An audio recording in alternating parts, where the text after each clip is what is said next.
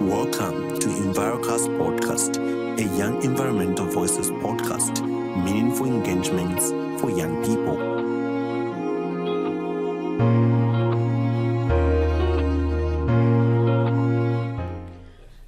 The effect of climate change has affected our nation in so many ways. The agriculture sector, the energy sector, and how we do business on a daily basis. Welcome to EnviroCast Podcast, and we'll be having a very meaningful conversation as we talk about climate adaptation. I'm your host, Cloud Peary. On set, I have Angela Munyamsaula, who is an environmental health technologist. And on the other side on set, I have Kennedy Chideshe, who is the Executive Director of Jubilee Leaders Network, and we'll be having that conversation from that point. The issue of climate change, let me start with you, Mr. Chideshe. So many sectors have been affected. Which one needs quick attention in terms of adaptation? So we need to go to the basics, because if we are to adapt well, we need to deal with the basics, because basics affect the way of life of the people every day. I'll give you an example of the price of food. Going forward, the price of food will never go down, because the conditions under which food is grown now are different. I'll give you an example of the drought that we have experienced. The very few people, for example, in Zambia, who managed to grow the crop, meaning the crop has become expensive. So at individual level, if we are to adapt, we need to find a way of making sure that we cut out that cost of producing food. I'll give you an example. When we go out of this room, do we have a garden? If we don't have a garden, why don't we have a garden? So if we don't have a garden, it means we are still dancing we will still dance to the effects of climate change. But if we realize that we can reduce the cost of the food by just having a garden, then we are going to make sure that we adapt. That is a way of adaptation, dealing with the cost of food. Another way we can look at it is the water. There is scarcity of water. That's why today we are rationing power. So because there is scarcity of water, at individual level, at family level, at community level, what do we do to deal with that problem? I'll give you an example. When we talk about ladies, when they go in the bathroom, how long do they take? Do they account for the water they use when they're in the bathroom? Do you account for the water? Yes, we do. We actually do. Right now, going forward, we cannot bath for 3 hours, because we need to know that wherever water is coming from, the replenishment is not as it was where we're coming from. So we need to deal with those basics at individual, at family, and at community level, to an extent that we should even learn to store water. Our drainages, what is the use for our drainages? Is it just to throw the things that we throw in? Okay, let me not exhaust everything. I think the technologists would like to add. And away from the fact that with it you don't sort of account for the water that you use, what areas need quick attention when it comes to climate adaptation? Areas like we need to have, I think a borehole is one thing that we need to have. That would be one point that we'll need to look at most of the time. We won't have a water supply from, maybe for example, Lukanga water supply all the time. I would like to add on what you're saying. Look, even though we have a borehole, the borehole taps from the water table. What is the level of our water table? Those are very critical questions that should be understood by everybody. So what is it that we should do as individuals to make sure that that water table is protected? Because if we are to adapt, it means we have to survive to the conditions, because we have more of a new world. During COVID, we were saying the new normal. This is another new norm. So in this new norm, how do we go forward? Yeah. Because some of the things we are going to deal with is including harsh weather, like maybe violent winds. How do we deal with violent winds? What is it that you should, for example, at your home, what is it that you should put in place so that you are safe when you have violent winds? What is it that we should do when we have floods? So those are the things. Do we have adequate drainages? So we need to put up adequate drainages so that when we have excessive rainfall, because apart from having drought, we can have excessive rainfall. Yeah. We need to have adequate drainages in town. Does Kabwe have adequate drainages? We have seen drought. I mean, we have seen the water pools whenever it rains. So those are the things we need to work on, and they're a matter of agency. Food water system, drainages. Those are simple things that can keep us safe going forward. Otherwise, if we don't do that, otherwise we're going to succumb to the effects of climate change. You know, the funniest comment that I've gotten from the community, from the streets, with regards to climate change is it's something that has been there for years. And in your submission, you had mentioned how individuals can actually get to contribute to, you know, that adaptation and also trying to cushion the impact. Now, let me start with you, Mwanam Sauda. The aspect of individuals being part of, you know, the change that we're talking about. Obviously, people are crying for government intervention, crying for non-government organization support.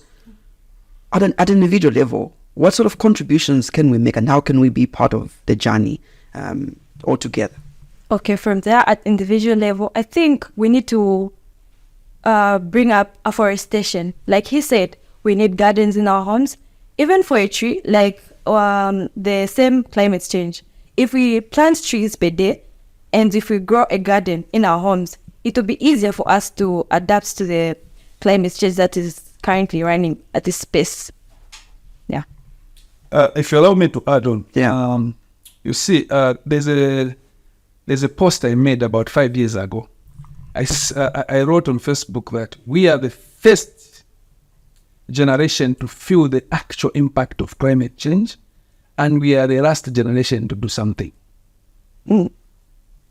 Beyond us, it will be serious disaster. The effects at full scale of climate change will be more than World War II or World War One. World War One didn't even affect us in Africa. Sounds scary. Yeah, it's a serious matter. Yeah. And you know where the problem is? It's like people think there's somebody else who should deal with the climate change. There is no another person who is going to come to deal with it. It has to begin with me, with her, with you. At individual level and collectively, we are going to do something. Okay? Climate change begins with us emitting unnecessary emissions in the atmosphere. Mm-hmm. And those things are done at even individual levels.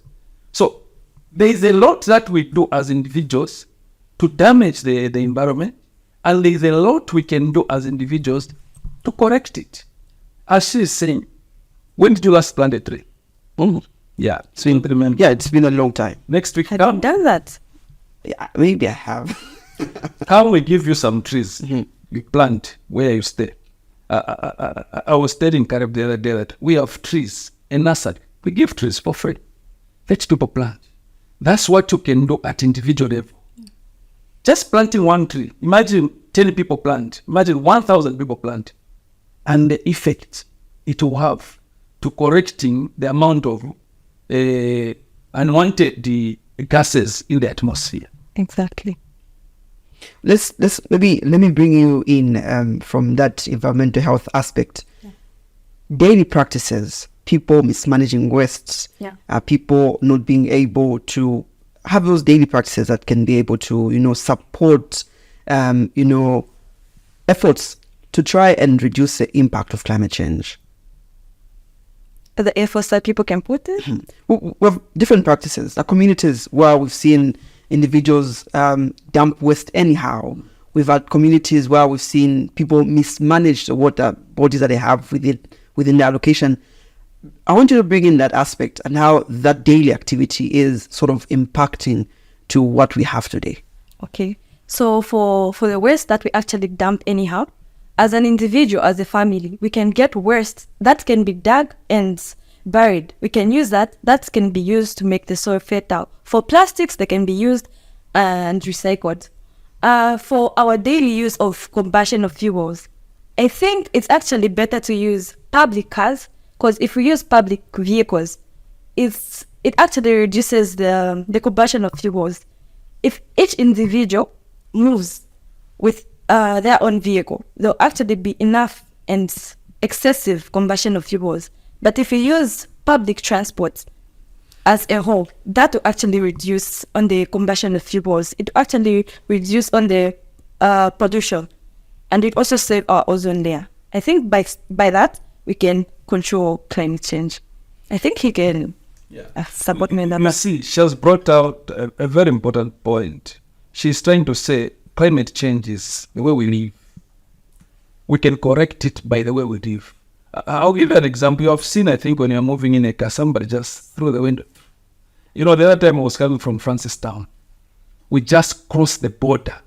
People had bananas, everything. The moment we crossed the border, people dumped them on our tarmac. I was like, what kind of mindset is this?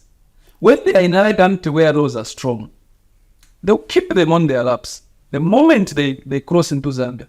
So that is how we've been brought up, very irresponsible. So it's small things that we do. Throwing litter in a drainage, that litter will block that drainage. And that blockage will result into what? A flooding. And because she's a technologist, she can even bring in an aspect of health, because whenever a drainage is blocked and water accumulates, then it will be a good place for diseases. Yes.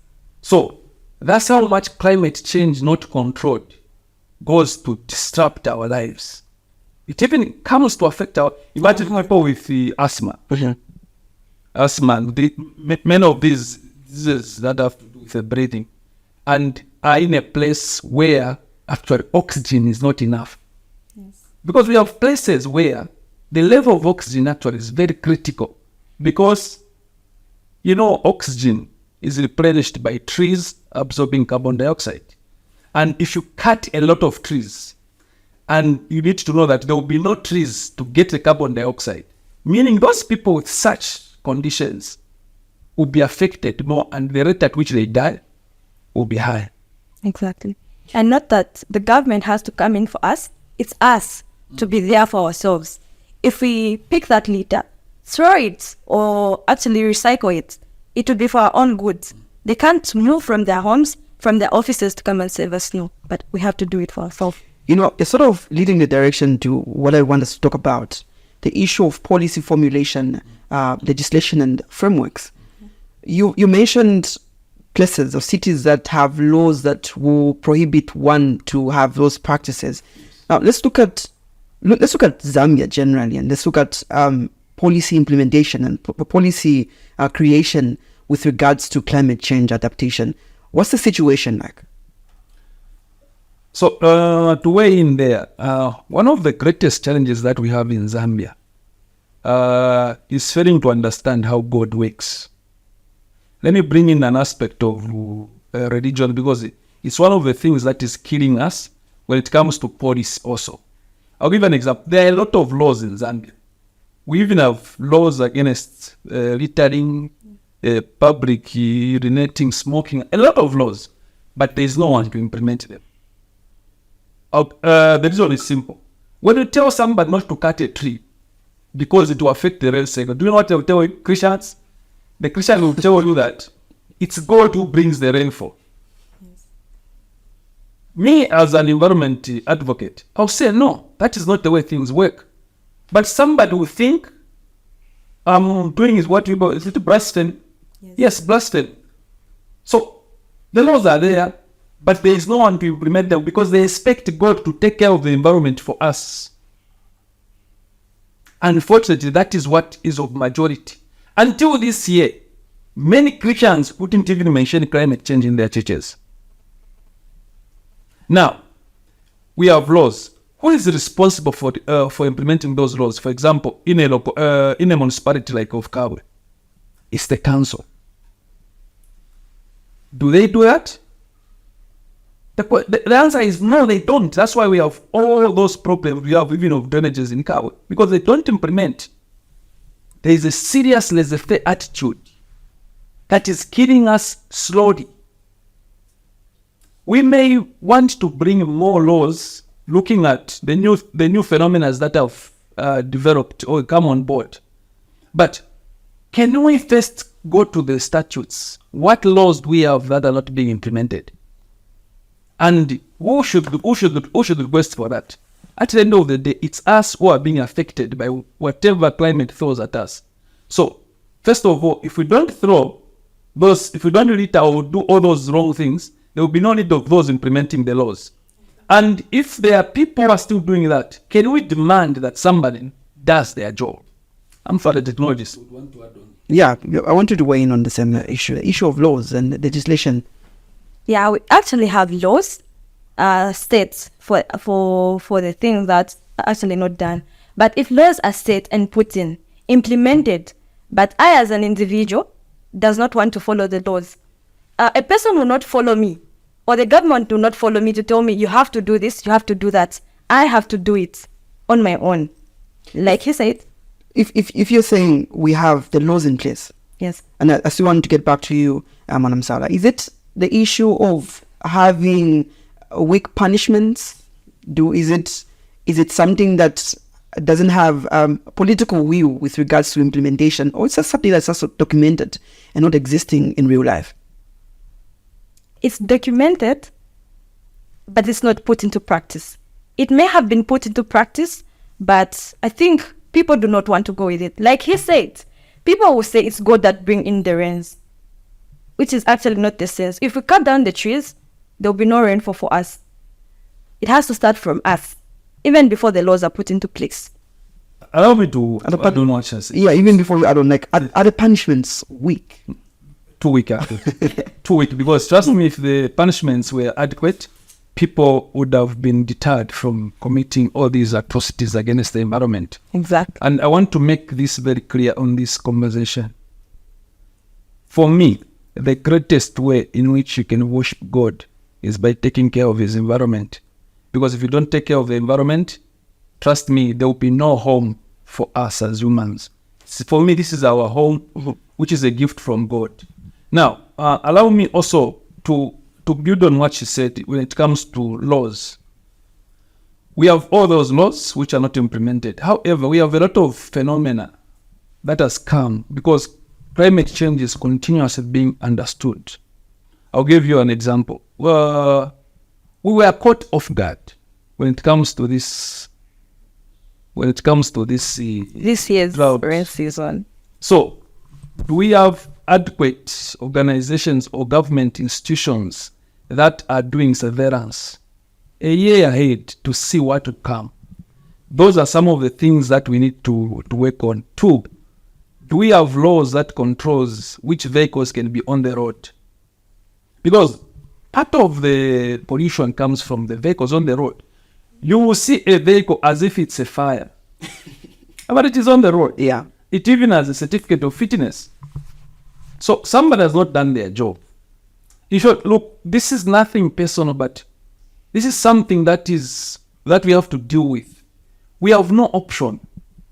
Apart from that, when people are doing all sorts of activities uncontrolled, for example, when you are building a home, how many people even go to the planning department? Can the planning department strengthen that so that when people build a house should be designed to face a certain way, knowing that the drainage system will be in this way, knowing that the sewer system will be in this way. But people just build.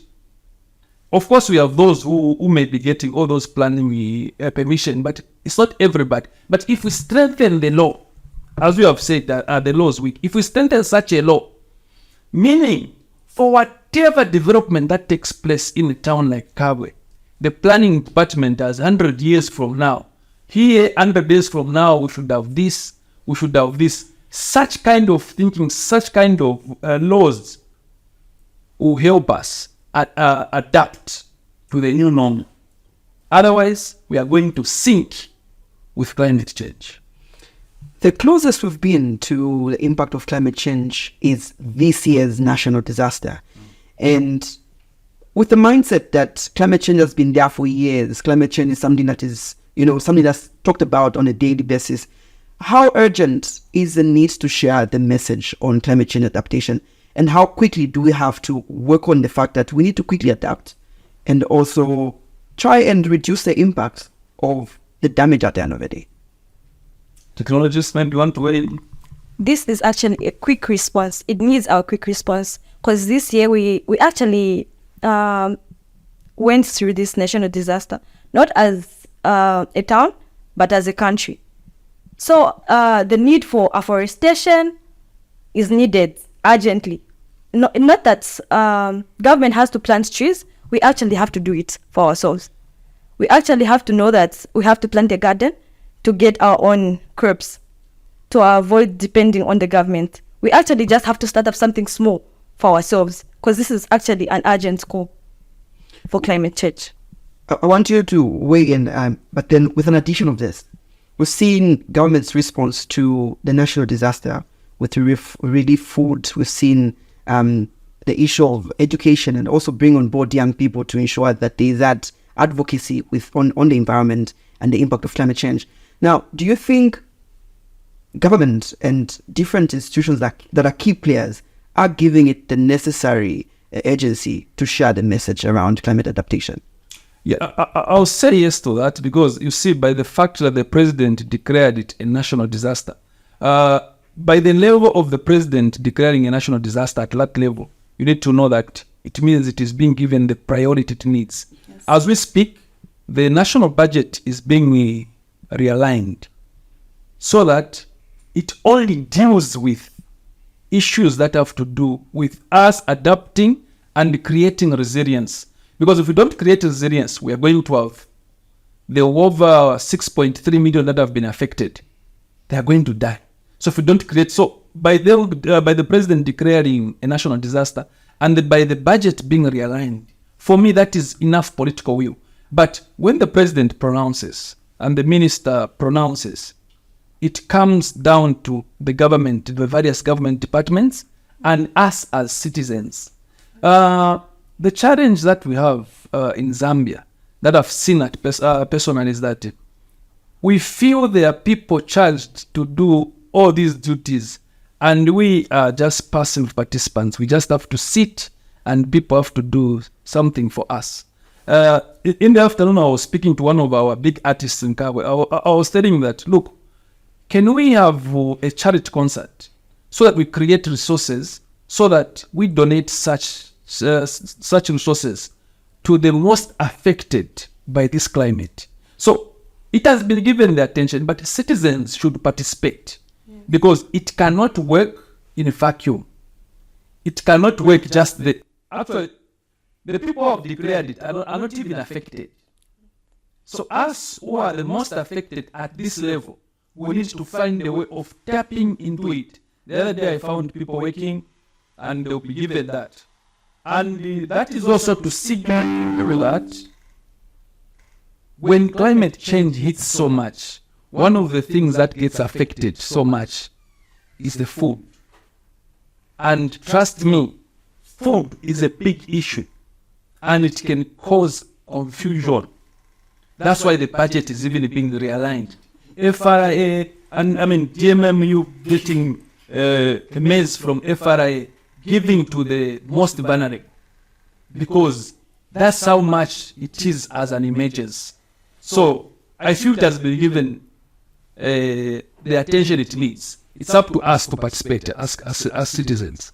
You started building on. You wanted to make. Okay, go on. You brought in the aspect of challenges. Let's build a conversation around that. What sort of challenges are there with regards to acceptance and also general adaptation to climate change, adaptation generally?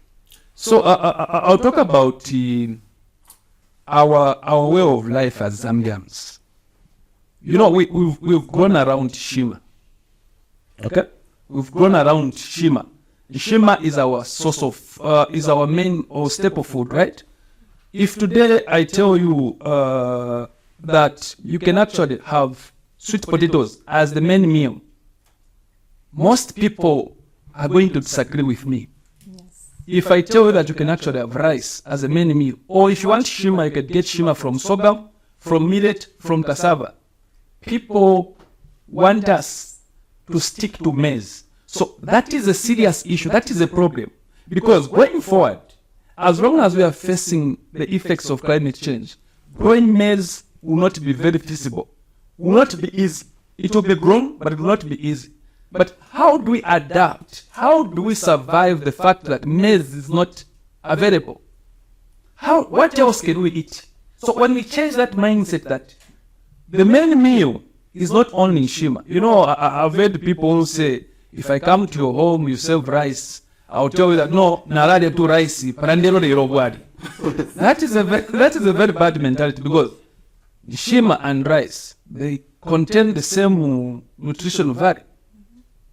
But people want to stick to what the situation does not allow.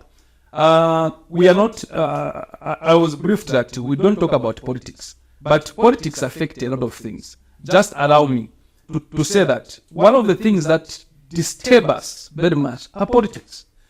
If as a leader from, for example, I'm from a civil society, I talk about the fact that people can survive even on bananas. And in Tanzania, people will survive on bananas. Somebody will bring in politics. And those are things that us as citizens, we should not listen to. We should understand the times that it's not as it used to be. Christians, when we say understanding the times, they know how to bring in all those spiritual things. But we need to understand the times that things are not as they used to be. Things have changed, and we need to change our mindset. I'm sure she would want to add on that. Producer, how many days can you go without Shima? I think from today onwards, she change your mindset. Because as we go, we're already complaining about the price of midi meal. It's not everyone that's going to be able to afford that. No wonder he said we have to change our mindset. If we say we're going to eat rice, let everyone adapt to that. Let's not think, no, I can't have rice because I'm used to eating midi meal. Oh, Shima, sorry. So for that, we have to know that we have to adapt to the change that has come our way. If we say we have anything else aside from Shima as our main course, let's follow. We should not say no, it's because he has failed. That's why he said that we should have rice as our main course instead of Shima. Let's look at the current situation, and we've talked about different sectors. We've talked about the energy sector, we've talked about the agriculture sector, and how it has affected our daily lives. Now, what sort of innovations or technological innovations do we have in place now that could help us adapt or just help us survive through and also reduce the efforts going forward? And why I say this is because of the fact that we have, we're trying to scale in the issue of water. There's load shedding going on. We've seen people move to charcoal, which is a way of adapting. But on the other side, it's actually contributing to climate change even bigger. Yes. So when you go to India and many of these developed countries, you are going to find that actually there are very few people who use hydropower for cooking. One of the innovative ways we can survive this is by the fact that going forward, we need to know that, for example, our main source of power is Kariba. Kariba, for it to be full, to take 5 years of good constant rainfall. If you have to continuously have a stove that can work, that we are going to have meals by gas stove. Most of these big guys you see around, they use gas stoves. Apart from gas stoves, when you are building your house, I think this should even be a rule. Maybe it should, especially for public buildings, let it be policy that every time somebody is coming up with a big or public institution, it should have backup power which is solar powered. I was speaking to somebody from the electricity company Zesco. They told me that actually it is very, very expensive to come up with a solar plant. It's quite expensive, but at individual level, you can have solar powered power that you can use for your home appliances, then have gas as your source of cooking. Now, interestingly, you'll be amazed to learn that if 90% of Zambians migrated from the use of hydroelectricity for cooking to gas, we are going to save about 30% of the current used power. Now, that 30%, do you know what we can use it for? We can now throw it into production. So, for me, that is an innovative way to look at it. And to support that, maybe to make that work, though that question has not been asked yet. What about we say, going forward, an electric stove will cost 3 times the gas stove, meaning everyone who is buying the stove going forward is going to go gas, and it's cheaper. Let's weigh in on the aspect of current innovations and technology that could help us shift into adapting to the fact that climate change is here to stay, and we need to sort of reduce the impact going forward and also work with what we have for us to be able to survive. I think we can reduce, like he said, on the use of the electrical appliances and have a resort of solar energy. Solar energy can be used for lighting the bulbs. We can have the television set. And for things like cooking, like he said, we can use the gas stove. Pressing irons, I don't think we can have anything that can use gas. We can use that. I think it wouldn't take much. I was almost thinking the one that uses charcoal could actually work, but then I think we're going to do it from charcoal. Yeah. But did you know that I've been to a place? I'll give an example. One place here in Kabwe that has solar that can support a pressing iron is, I don't know if you have seen that solar plant at Kasanda Clinic behind there. I don't know how many people have seen that. At Kasanda Clinic, there's a solar plant. It has been there for maybe from 2017 or so. The other clinic that I found that at was at Charata Clinic. That solar plant is very powerful to an extent that it powers a 4-plate cooker and it powers a stove. Of course, that may be out of reach for many people here. Exactly. However, these are difficult times. It should be give and take. Certain things won't be possible, and it's not every time that we have to iron. By the way, so if you have a normal house powered, and a matter of the time you're using solar and gas, when you have power, you can iron. So it means life will be very convenient and would have contributed or would have helped when it comes to what life should be going forward. Exactly. Is it everyone that's going to manage to buy the solar appliances? So that's where maybe the government comes in. When it comes to policies, we need to look at what is the duty that is paid when a solar is being imported. Somewhere in February, I read something on ZRL Facebook page where they removed duty from solar products. Yeah. So we need to get to that to see how well we can provide incentives around that so that we have a lot more people migrating to use of solar. Okay? This time around, we even have solar balls, meaning we can even grow crops depending entirely on solar power. Like that, whether we have electricity, whether we have rainfall or not, we are going to grow our crops. So those are things that we need to venture in. You know, in Zambia, what we have to deal with is not much if we are disciplined. It's different from countries that are on the coasts. I'll give you an example of Tanzania. This year, Tanzania was grappling with the floods. Why? They're on the coast. The coasts, all places on the coasts, are dealing with the melting of the iceberg and creating so much water. The ocean floor is flowing into the land. We don't have that. So what we have to deal with is not much when we are disciplined. Today I was reading that Tokyo, is it Tokyo? Japan is, Tokyo is in Japan, right? Yeah.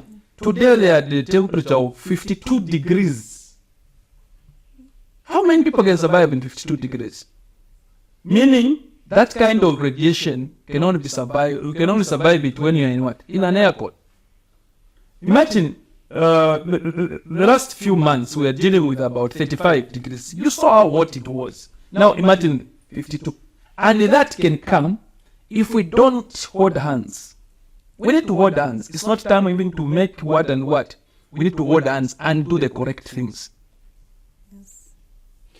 From the conversation and as we draw close to the end, it would be good to just find out, how ready are we as a nation to adapt to the impact of climate change? Scale of 1 to 10. I think 6. It should be 6, but we should be ready. It is about 50.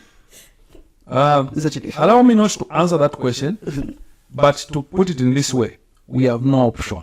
But to adapt. That's to adapt. All right. Talking of options, and I want us to end on this note, the issue of collaboration. Obviously, we've talked about areas that have had floods, apparently having excessive water, where we experience droughts, and that could be at different country level, but also at individual level, at institutional level. What do we have to put in place for us to have that collaborative effort towards adapting to climate change? And where do we start from? What's the first step towards that collaborative effort? So, for me, the beginning point is understanding what climate change is. We need to break it down to the tiniest, so that everyone, from the level at which they can understand, pupils, let people understand. It should not be something that is forced. The collaboration will better work if people understand what they are dealing with. This is a serious animal. As I said, this is going to be more than any world war that anyone has ever witnessed if we don't deal with it. So collaboration between individuals, between organizations, between governments is very, very cardinal, because this is the only way we're going to create resilience. This is the only way we're going to share cardinal information that will be very, very key for our people to understand ways in which they can adapt. Because look, many people are going to die. Many people will die if we are to experience El Nino in its strength. We do see what it does to Mozambique, what it does to Malawi. We've never experienced the full extent of El Nino here. So people need to understand such very destructive winds. How can we disrupt them also? How can we stop them? How can we reduce the impact? Those are things that people need to understand as they adapt. What should I do? Today, if you come to my home, you're going to find about maybe 15 trees that I've planted. Some people were telling me that, are you trying to create a forest at home? Get my point? Yeah. There are people who are going to cut all trees and put pebbles. Yes, that is beautiful, but what are you doing? Do you even understand what you are doing? So we need people to understand to the fullest extent of what this might turn out if we continue with this laissez-faire attitude. We need people to understand that we can actually harvest water and keep it somewhere, and for us to use it to cushion the fact that water will be scarce. Let me leave the technologists to add on. Yes, this is why the use of reservoir also comes in. A reservoir can be used to store water. So I think as we build our homes, we should have a need to have a reservoir for our gardens. In case there's no rainfall, but if there was enough rainfall, the reservoirs can store water. Yes, we can have that. By the way, do you know that you can create your own reservoir from just the roof of your house? Something I've heard about. Yeah, you see where the air sheets. Yeah. You put, what do we call those? Are they gutters or what? There are those they add there. Then you direct that into either a drum or something that can store a tank. You discover that water can be connected to your whole system. When it rains, you create that water, meaning you're not going to depend on what Rukanga water is providing at that point. But then the water that you have reserved.